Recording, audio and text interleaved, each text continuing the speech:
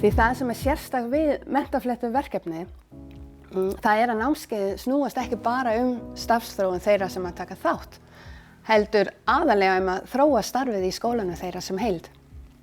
Þetta snýst sem sagt að skapa námssamfélag þar sem að hugmyndir og innblástur dreifast og miðlast áfram til allra við skólan, svo að allir komi að því að bæta skólastarfið.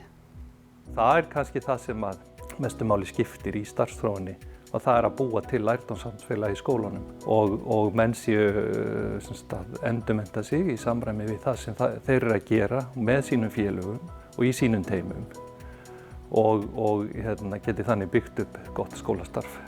Námskeið menntafléttunnar eru öllum opin, óháð búsetu og þau eru skólum og þáttakendum að kostnaðarlausu. Höfuðmarkmið þeirra að styðja við þróun námssamfélags á hverjum stað og efla fólk sem kemur á námskeiðin sem við köllum leiðtoga í að leiða jafningja sína í samtal og pælingar eigið starf á vettvangi.